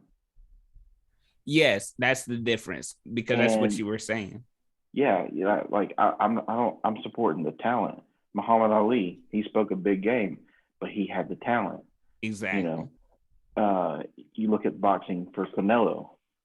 I don't know if you ever watched Canelo fight, but oh yeah, I love Canelo. Yeah, homeboy can fight. Yeah, and it's okay if he talks shit. It's okay. It's okay. Eminem, he can rap. He can talk it all he wants. Snoop Dogg can talk it all he wants. Drake can talk it all he wants. They got that pass. And then you get into like 6ix9ine and the Lonely Island Boys. I'm an island boy. Even Jake Paul. Like, you got these guys that are. Now, I mean, I don't know how many of these fights are thrown. I don't know how much they're paying off people, but the talent is in the entertainment. The talent is not in actual sport that they're competing in or the entertainment that they're doing. It's just they're being entertainers. And yes. Yeah, what Snoop Dogg is a commentator. As much as I love Snoop, it's like if Snoop's a commentator, it's not about the sport. But honestly, Snoop is, from what he says, he's a boxing enthusiast, and what he doesn't like is commentators that are straight to the point. No, he wants some joking in there. He wants some laughing in there. And I think, honestly, that's what the UFC is. That's Bobby. Needs to get a tripod with I don't know what he needs, but he needs something. But anyways, like Delta 8's hitting him. Look at him. I think that's what the UFC, I think that's one of the reasons they're so popular, is because their commentators joke around during the fight, like it's not all this is what he's doing. Oh my God. I don't even know what I'm talking about anymore. What is going on? What are you doing, Bobby? Motherfuckers, they can't see me. Just keep talking. But I'm like looking at this screen and it just fucking does 3 backflips and then goes black. Like, Bobby, get your phone off your belly, bro. Bobby, Yeah, get your phone off your belly. Now we're under the desk, upside down. Okay, anyways, yeah, the UFC, they joke around when commentating, and I think that's what Snoop Dogg wanted to get out of it. But yeah, you can't take all of it serious. You got fucking Trump commentating, like shit was all weird and backwards. But I think it's almost take away any of the conspiracy theories. Jake Paul, Logan Paul, because Logan Paul fought Mayweather. Jake Paul fought fucking the basketball player Nate Robinson. He knocked out him. He knocked out Ben Askren. He just fought Tyrone Woodley, got a decision, and then knocked him out in the second fight. Let's take away all the conspiracy theories and say that this is 100% real. No one's getting paid to take a dive or anything. He hypes it up so much and is so good at that, but he's backed it up every time. And you can't say, okay, when he fought Nate Robinson, he's a basketball player, great athlete, but he's what, 6 inches shorter than him, weighs, never got in the boxing ring. Okay, cool. Ben Askren, known as a wrestler, he did fight in the UFC. Okay, cool. But he just fought Tyrone Woodley, and if it's all 100% legit, he's backed up everything he's been talking about. Right, but here's the thing, like we talk about, being the real deal and not being the real deal and just putting on a show. It's like Conor McGregor fighting Floyd Mayweather. That made no sense. Conor McGregor is not a boxer. There's no talent in his boxing. Canelo fought Floyd Mayweather. Floyd ran the whole time and got some good shots in, but that's what Floyd does. Yeah, he outpointed him. Yeah, he's able to dodge hits. He's fast. He's quick. But he fought a boxer. Yeah. Conor McGregor was not a boxer. Right. Jake Paul's not fighting boxers. No, he's not. Not yet. I swear you put him in a ring with Daniel Mendez or whatever his name is. That he's actually done some videos with him, Paul, Jake Paul. Like, that kid is a knockout king. And you put those two in an actual ring and let them actually fight, he's gone. That's gonna have to, because no matter how many people he fights, he's always gonna be doubted because so many people want him to lose. That's like, oh well, you still haven't fought a real fighter yet. And honestly, that's true. I mean, Tyrone Woodley is the closest person he's gotten to a real boxer. But Tyron's been fucked up for 2 years. Tyron hasn't been a winning athlete for at least 2 years. Exactly. And it's MMA, So yeah. I mean, he's not a boxer. It's a different beast. So to sit there and give this kid millions and millions of dollars for being a showboat, honestly, to me, it's just like, man, I can't get behind that. Like, I have a hard time doing that. Honestly, I've when I say I've boxed, I've only done backyard boxing. I've never had one training session or anything, but just boxing in the backyard. I don't care if it's Butterbean. I don't care who it is. I don't care how much they showboat, how much shit they talk, how much they sell the fight. I have to respect someone that gets in the ring and puts on boxing gloves. And rather it's the weakest opponent or the strongest opponent, I have to respect them. So I'm kind of playing devil's advocate, but at the same time, I'm just being 100% real in the sense that it's not rigged, it's not fake, it's 100%. What's going on is what you see. None of it's scripted. I gotta give him respect, because I give him respect. I give him respect that he puts in the hard work. He does the workout. He boxes, like he practices. He does all this. I respect that part. My problem is that he's making all this money off of non-boxers, and he's claiming to be a boxer.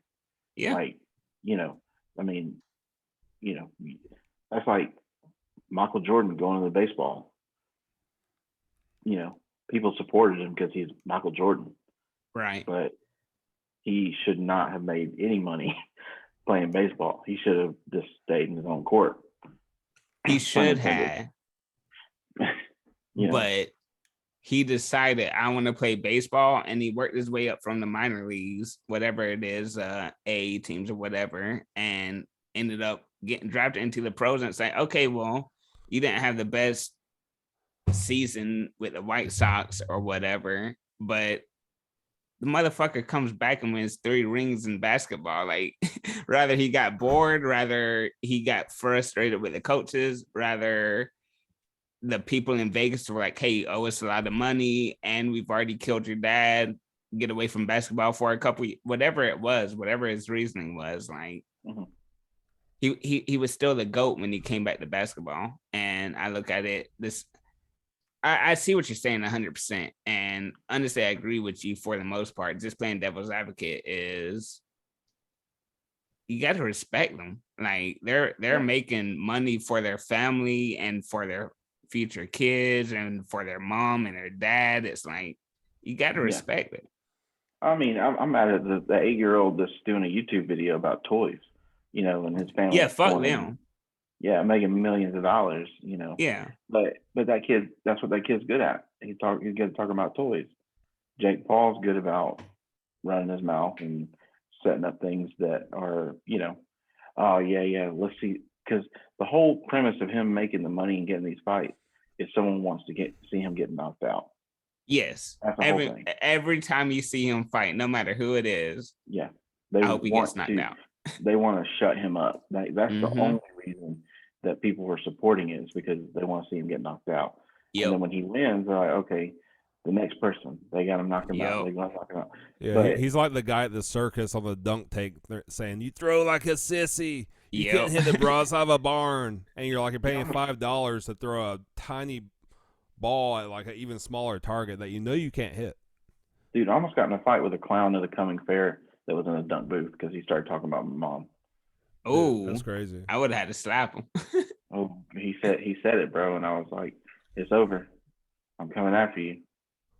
Honestly, I worked in customer service, like on the phones, customer service representative I worked at that job for I think 3 years. And the only time that I let a customer get under my skin is he was talking very proper and very calm, but he was giving it to me. And I was cool with it. I was like, all right, I don't like this type. That's cool, whatever. But then he was like, is this how your mom raised you? And I was like, bro, I just went off, bro. And my supervisor, she was sitting kind of like across from me, and she turned around and said, Nate. She's like, put him on hold. And I was like, do you mind if I put you on hold? And put him on hold. And she was like, I've never heard you like this. What is going on? I was like, he talked about my mama. And she took over the call. That's the only time that's ever happened. But yeah, you don't do that. Yeah, you could have called me. I would have come down there too. Hell yeah, like I'll fight a clown over my I'll fight a clown over my mama, business dude, whoever it is. Like, nah, that's something you don't do. I don't care if she's alive or not. Like, you just don't talk about people's moms. Like, that's a low blow. Dude, your mama jokes is okay. Nah, dude, when I was 14 or 15, one of mine and sis friends was at Grace Baptist Church with us, and he said something to me. I was like, your mom? He's like, my mom's dead. And I was like, I love you. I was kidding. Never saying that again. Never saying it again. I don't say it to people. I don't say it because you just never know, man. You don't, man. No. Something I heard on the podcast today, I don't remember what I was watching, but it was basically like, treat people like you have no clue what they're going through, but you think they're going through the worst shit. Yeah.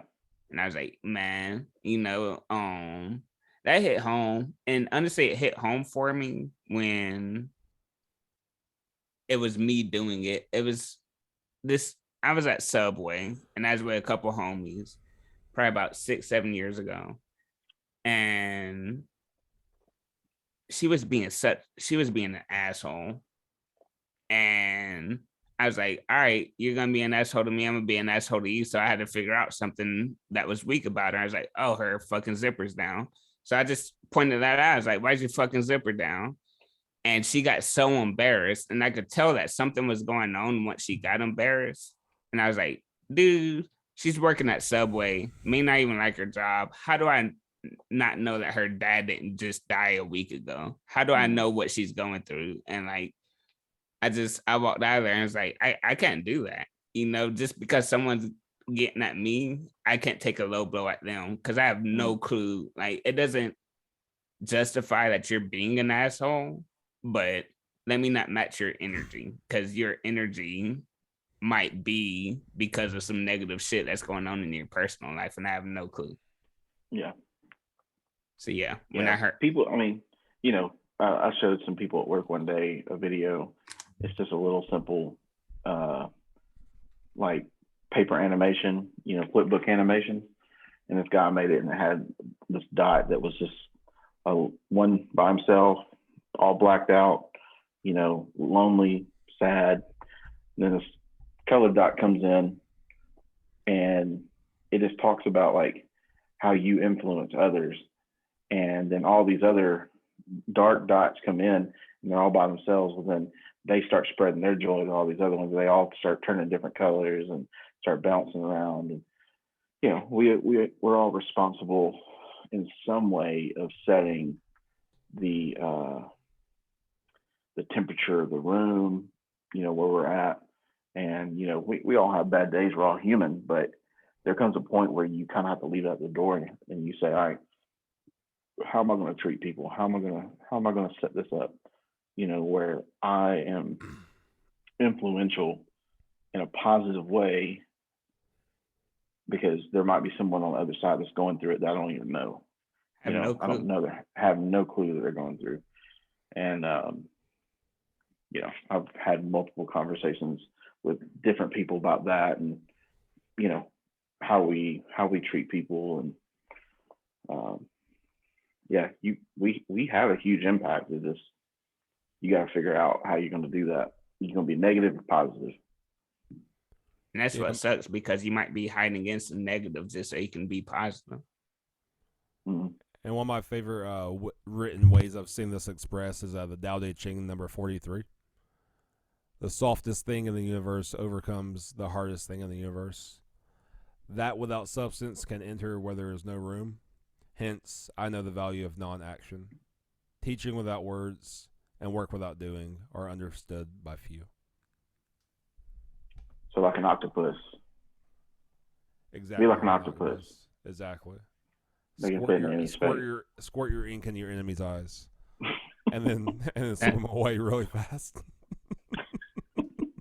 Down. I'm gonna have to rewatch this because I just totally missed the concept though. The Tao Te Ching number 43. Well, Bobby's over there reading, and he's saying all these big things, and I'm like, he said, be soft so you can fit in the spaces that no one else can. Octopus. That's why I said octopus, because they. Dude, those big motherfuckers can squeeze in tight places now. They sure can. And they have like 8 arms. Like, do you even call it 8 arms or 8 legs, or is it 4 of each, or is it 2 of one and 6 of the other? I just call them 8 tentacles. Let me ask you this though, because I heard this on Rogan a few years ago, and it didn't make sense to me at the time, but I can vibe with it these days. Do you think it's possible that octopus are a panspermia implant from another planet? That they came here on like the back of an asteroid?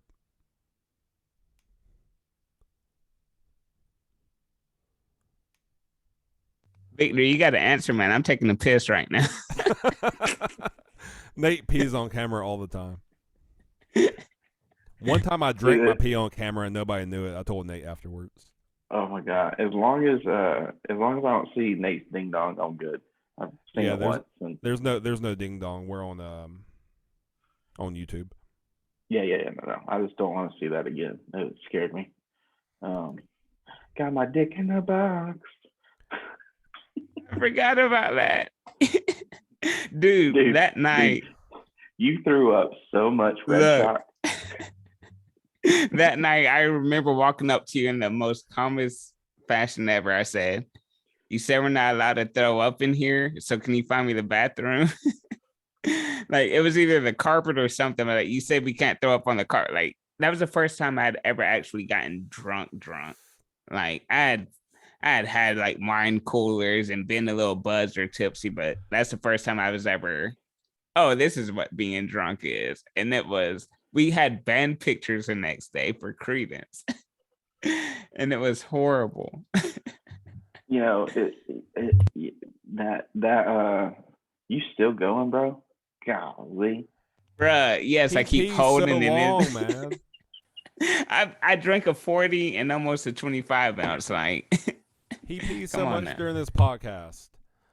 Like he'll just get up and go, and I'll just like start spouting off fake ads. And I'm like, oh, let's hear from our sponsors. Because I'm like, what do I say? Like, I didn't start this podcast just to be like a talking face on a screen and like with nobody to talk to. What the fuck am I supposed to do? That's hilarious. I don't know, but yeah, dude, you had red shock, throw up all over picture frames. You were gone. You were toasted. And when you tried to give Bobby the dick in the box, I remember you were in the bathroom for like 10, 15 minutes trying to work it up so it would not be flaccid in this box. Bro, I can't give him a soft ass dick, man. Well, that's what has you to be gave a him. little worked up. Nah, it was like a tapeworm just hanging. Yeah, I'm just glad you didn't sneeze while doing that shit. Oh yeah. Yeah, bro. Hey, Nate, I know exactly what you're talking about, bro. So Vic's one of those horny sneezers too, man. Bro, I know. I remember waking up in high school, got ready, went outside, and I sneezed probably 100 times that morning, dude.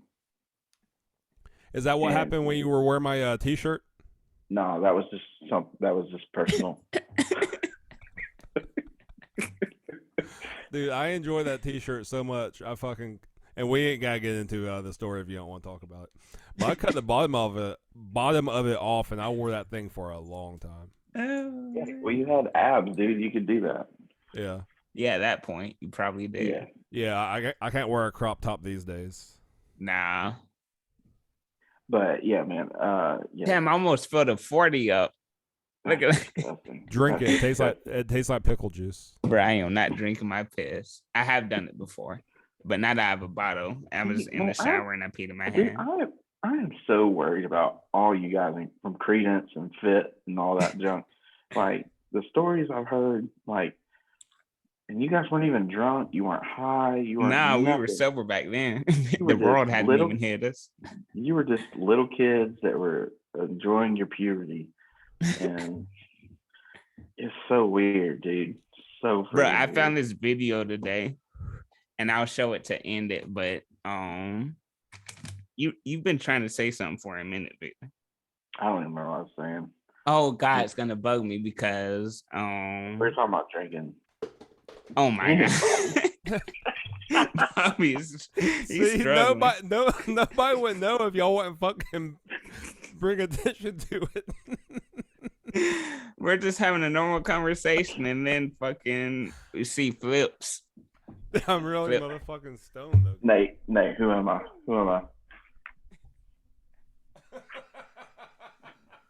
Bobby Jr. Oh my God. Oh, it's happened like 4 times already. 4 times, dude. That's crazy. Look at that hand. Damn, I wish I knew what the fuck you were talking about, Victor. That's gonna bug me. I was talking about drinking. I was talking about you had mentioned that, and this is a serious question. You had mentioned that you went to Las Vegas, right? Yes. And you got blacked out drunk. Twice. God, I hate fucking blacking out. That is a word. Okay, that's what I was gonna ask. Like, do you actually enjoy like being that drunk where you have to cure yourself of a hangover or blackout? Like, no. At what point do you say, all right, I gotta chill? Because like for me personally, I've never been blackout drunk. So you've never ever. had a night, you've never had a day where you woke up and there was parts that you didn't remember. No, dude. So there was one time, Mother's Day 2012. We found out we couldn't have kids, and we went to our neighbor's house, and her husband had gotten laid off, and it was bad times, and so we drank. But I remember everything. I remember every bit, dude. Because I don't think I ever get to that point where I can't control anything that I say. Like, I'll say this: getting blackout in public. Two things. One, it's almost embarrassing to a point because you have to ask whoever was around you, what did I do? What did I say? Did I offend anyone? Did I piss anyone off? And that's almost embarrassing, or that is embarrassing in itself. But the second thing is it's scary because though I was with friends that could take care of me, which is also embarrassing. It's like, damn, you guy actually babysit me. But let's say I was by myself. If I was by myself, I wouldn't have gotten there, But it's that I had a comfortability with friends, I guess, in my subconscious brain that if I drink this much, I have people that aren't just going to leave me here. But it's scary in public because it's like all of your defenses go down, like you don't care about anything. Hey, there's no crosswalk, but who gives a fuck? Let's run across the street to the other side. And then you got cars honking at you, but it's like you wouldn't do that if you were just drunk. It'd be like, hey, let's think of this more logically. So yeah, I hate getting blackout, and it does happen. And I don't like that it does happen, but it 100% happens. And I don't know. Do you think it's intentional? Do you think that no, you just don't know where your limit hits? Yeah, and that's my problem. I don't think it's to like mask anything. I don't think it's like, okay, let's forget about emotions or let's forget about any. I don't think it's that. I just think we're having a good time, and it gets to that point in the night where it's like, all right, someone should say, hey, you might want to chill. But no one says that. Even if you did say it, I'm a grown ass man. Don't tell me to chill. I do what I want. I'm having a good time. You need to chill. Nate, chill. Hey, chill, no, it can. You can. Chill, dog. Maybe I need to see you there in Vegas to be like, hey, because honestly, on the third night, I even said I bought a mixed drink and was like, I'm a drink this in an hour, and that's what I did. But the first two nights, it was like, hell no, let me drink this in 10 minutes. We're in Vegas. It's time to fucking party. Right. Right. Yeah, that's what that was. Yeah, I just wondered because like I've never been there. Like I've never been so out. Bad. Now I've been where I'm stumbling, and I was over at my neighbor's house, and we were drinking glasses of sweet tea vodka, 3/4 full with a quarter of sweet tea poured in it. Right. Drank 2 of those back to back. Freaking rocking chair, chilling out, and then I'm like, I gotta go home. I'm about to fall asleep, and stumble up the stairs, stumble up in the old house in Wrastlin, got down the hallway and leaned up against the wall. I was like, oh, ran right to the bathroom and threw up everywhere, dude. And the door was closed, and Monique came out. She goes, "What are you doing?" And I'm like, look at her. I'm like, throwing up. But you remember all of that. I remember, yeah. And she's like, it wasn't the sound of me throwing up, it was the smell. The smell of the sweet tea vodka went under our door, closed door, and woke her up. So I don't know. I just was wondering, like, is there a point where there's like no return, or is there a point where you're like, this feels great, and then the next one that hits, I'm gonna tell you what happened in Vegas. I can't tell you for every story because honestly, I probably blacked out let's just be 100% real. Since I started drinking when I was like 19 or 20, probably 20 times that I don't remember. There's no recollection of the night one bit until people explain it to me. But but Hey, Bobby's phone's about to fall again. Just watch. I give it 5. he just made an audible sound. It's probably about to. Long as I can keep my restless legs from kicking the bass it's on, I'll be fine. Oh shit! I don't even remember exactly what I was gonna say. Been blacked out 20 times. Blackout. It was about Black, and I've blacked out that many of times. Oh, what happened in Vegas? So I can't talk about every other time, but the most recent time, what happened was we're in casinos. The beer, even you get a Bud Light, you're paying $10.50 for it for a 12 ounce. You get a mixed drink, you're paying about $13.50. So I'm like, let me keep getting mixed drinks. Nothing's happening. I'm pacing myself because I'm like, damn, this shit's expensive. We get outside of one of the casinos because I kept being like, let's go to a club. I want to dance. Trevor wants, let's dance. So we get outside of a casino, and this Hispanic lady is selling Trulies. Do you know what those are? It's like White Claws, basically. So it's a seltzer. So she's selling them for, I think, $4 a piece.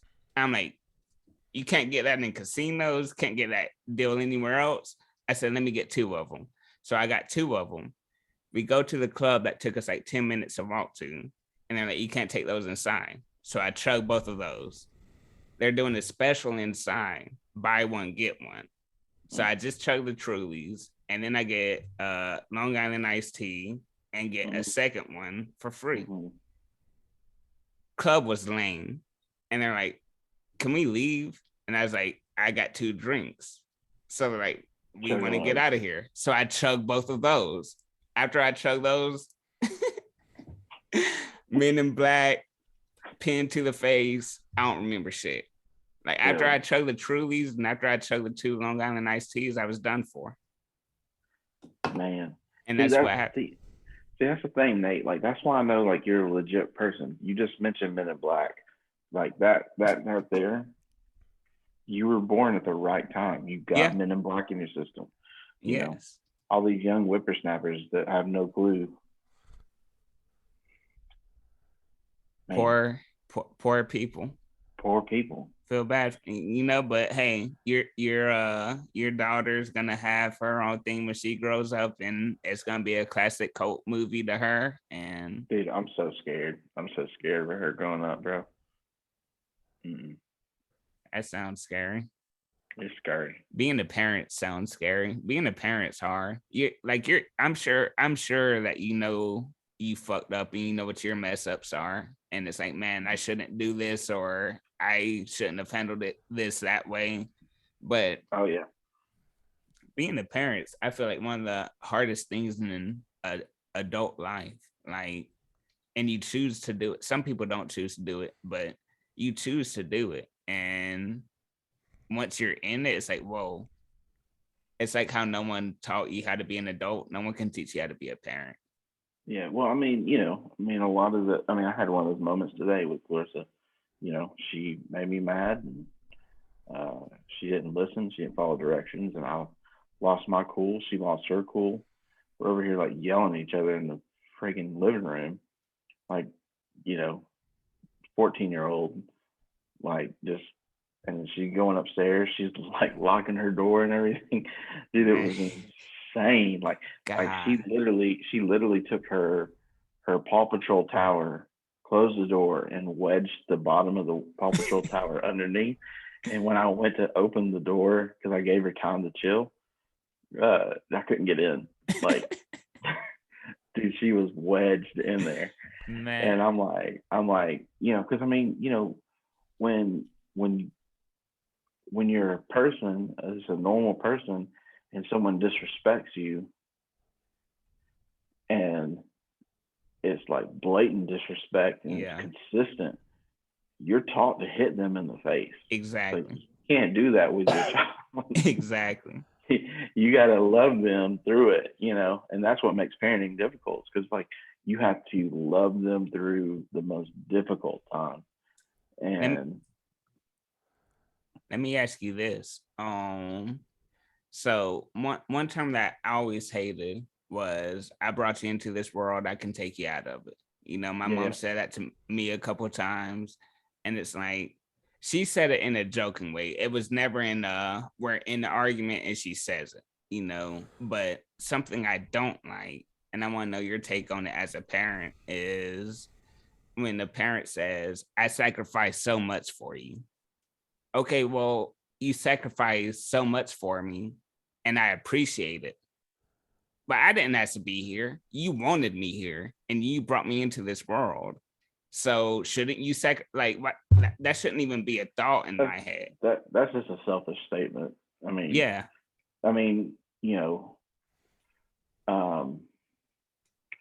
Me going to work for 8 hours is not a selfish sacrifice that I do for my kid. Exactly. Because it's a necessity. Me putting food on the table is not a selfish sacrifice. That's a necessity. Like all these things that we do for our kids, they're not sacrifices, they're necessities. Mm-hmm. Sacrifice is saying, hey, I'm not seeing my family, I gotta switch jobs. Exactly. Or I've got to put this hobby to the side because my family ain't seeing me enough. All unselfish things that never amount to anything. To me, that's what, if someone wanted to say that, they could get away with, but at that point they're just selfish and stupid. It's not a necessity. Because when you get married, your wife is your one. When you have kids, your wife is your one and your kid is your two. Everything else is just below it. Yeah. Now you have to respect your spouse, and you have to say, all right, I gotta give them free time, they gotta give me free time, and do it that way. But to sit there and just say, oh, I've sacrificed so much for you, to me, that's not, unless it was an actual sacrifice, like right, I jumped in front of a bullet or served in the military or, something like that, But, the whole thing of raising your kids and taking care of your family and everything, that's not a sacrifice, that's a necessity. Yeah, that's what you're supposed to do. And I think that's why I hate it so much, is when I hear anyone say that, is like, I feel like my mom, if you want to quote unquote, or our mom, quote unquote, say that she sacrificed for us, she did. She worked 2 jobs and they were 2 hard jobs at, certain points in time. But she never came home and said, I sacrificed all of this for you and your room's not dirty. It's like, no, I pay the bills here. Why is your room dirty? She never said the sacrifice bullshit. And when I hear someone be like, oh, I sacrificed so much for my kids, it's like, did they ask for you to be their parent? Yeah. No. Yeah. But they're here as a blessing and you're sacrificing? Like, that just seems super, super selfish. Yeah. And I mean, the whole, thing with Clarissa, her being adopted, that's even more different. Like, we signed up, for this. Like, right. There's some people that get pregnant and they never planned on it, never wanted to, and they didn't sign up for that. Yeah, you can't accidentally adopt. You cannot accidentally adopt. No, you can't. Now you can be put in a situation, but it's always a blessing, But yeah, man, there are things that, we take on and we're like, heck yeah, this is what we signed up for. It's a necessity. It's not a sacrifice. So any parent that says that, needs to understand that you chose this life. Yeah. And since we're on the subject of family, I think a good way to sign off is give some good relationship advice for those swiping motherfuckers out there. And one of the things I heard most recently that has been real impactful to me came from a special. And the artist said, sometimes in a relationship, you get to play lead guitar. Other times, you have to play tambourine. And nobody likes a sad tambourine player. So you put your hip into that shit, you smile, and you say, tambourine, motherfucker, tambourine. Chris Rock. That's some solid shit right there. Shout out to Chris Rock. Sometimes you gotta play the tambourine, but hey, put a smile on your face while you're doing it. Yep. Dude, that was my wedding. I mean, Bobby on bass, Sisk on lead guitar, Sully on the tambourine. Why don't I Tambourine, remember motherfucker, this? tambourine. Were you at my wedding? I was gonna ask if I went to it. I'm not a big fan of weddings or funerals. I think they're silly. I think both of them are silly, honestly. I'm sorry. Well, a funeral is more of a celebratory thing of life. Yeah, but you have to. That's the last time you're gonna see the person is they're fucking not breathing, and everyone's gonna say, "Oh my god, they look so peaceful. It looks like they're sleeping." Well, yeah, their heart's not beating anymore. They are motionless. They are sleeping eternally. I do not like looking at someone for the last time I'm gonna see them. In that light, I want to. My last memory, if it's a good or a bad, I want it to be with your heart beating. Like my homie's friend. I just fucked that totally up. My homie's mom just died and they got her cremated. I'm cool with that. But if it was an actual funeral, no, I don't want to go to it because I don't want to. I have a last memory with this person. I don't want the last memory to be her laying there lifeless. Yeah. It's weird. Just to me. Yeah. I'm either way. So what about weddings? Weddings freak me out just because I've seen so much divorce. And I'm like, God, are these people really 100% going to stick together? Like, that's always in my head. Always. Every wedding I've ever been to, that's been in my head. And I don't know. Weddings are for the other people in attendance. I don't think it's really for the people that's doing it, the husband and wife. Oh yeah, it's not for the couple. Yeah, it's weird. It's a weird tradition that we've been doing for so long that I think needs to be discontinued. I don't think there should be a discontinuing side of it. I think that we need to stop over dramatizing it. Yeah. Like, there's no reason that a wedding should cost, what almost a car cost, or it's crazy. a good down payment on the car. I mean, we paid some money, but it was nowhere near. I got a girl that I work with that said that she's going to pay $13,000 or $15,000 for a wedding. I'm like, girl, put 10 of that towards a house. Yes. Pay off any debt you can, and buy some motherfucking Bitcoin. Yes. Don't do that. No, you should. Ethereum or something. Wait, you don't believe in I don't even touch it, man. Yeah, I'm about to sign up for it in January. I think you're missing out, Victor. There's some returns there, bro. Yeah, but you got to put how much in for Bitcoin? I'm not putting not necessarily Bitcoin, just crypto in general. Yeah, there's so many different coins now. That's the problem. There's too many different coins that everybody can get involved in. It don't make any sense. Well, I mean, it's the same as stocks. Like, you don't have 4 stocks; you have like thousands of stocks. So many. Yeah. But stocks are based off companies actually pushing product. Bitcoin is something that someone's mining out of a computer. Hey, it's fucking made up value. There's no real value. But if I can make money off of it, I'm gonna make money off that pretend value. Yeah, well, they're saying the marijuana stocks are about to drop because they're getting taxed too much and they can't afford to stay open. Yeah, marijuana industry probably popped off like peak 2012 or 13 when it first got legal in like Colorado and Cali. No, cannabis is just getting started. No, it's still getting started, but they got to figure it out. I think, 3-4 years ago, maybe 5. No, maybe 2 or 3 years ago. I think that's when its peak hit. But yeah, I can see that. Until they limit the taxes that they're charging all these people because they can't stay in business with how much they're getting charged. But I don't know.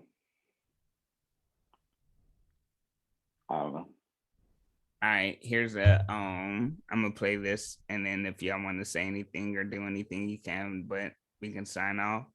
But What are you this is playing? it's very pixelated because it was taken. Let's see, 13 years ago. How long is 13 years ago? 13 years. Yeah, but 2021 minus 13. What is that? 27? 2007. All right, so No, 2008. 2008, right? All right, so this is 2008. I don't know how it got started, but we were at McDonald's and I ate a cheeseburger and I put it all in my mouth and then spit it out. And that's when the video starts. And it's Candace Smith, Cameron Johnson, and Brushy, and I'm chewing this nasty ass cheeseburger that's been in my mouth. And then Cameron takes it away from me and he chews some of it. So here's a very pixelated video of it. This is nasty. His name's chewed up food and he's gonna eat it. I just eat it straight up. You got 30 seconds. Oh my god, what the fuck? Oh my god. He just so nasty. Oh my god. Who's eating it? No. Oh my god. Okay, let me clean it up. Put it down on it. Oh my god. All right, so Who was yeah, eating it? I was eating it initially, and it was in my mouth initially, and then Cameron's like, "Let me get a piece," and he takes it, and it had to do with something previous that we were talking about that came up that was like, "Oh, let me pull this up," but yeah, we were nasty kids before any substance abuse, before any alcohol. Yeah. Golly. Yeah. I tell you though, man, you guys are some of the most talented musicians at a young age. So Yeah, well, now you gotta put that in present tense because you can't put it in past tense. We're still talented motherfuckers. I ain't talking about you, bro. Just because you can skip on beat now. Yeah, it was a problem at first. I think Bobby's about to say something. You got anything to say to these people, Bobby? Stay black, motherfuckers. Don't be whack. Peace out. What? Thanks for coming on, Victor. Hold on. Oh, Wait a minute.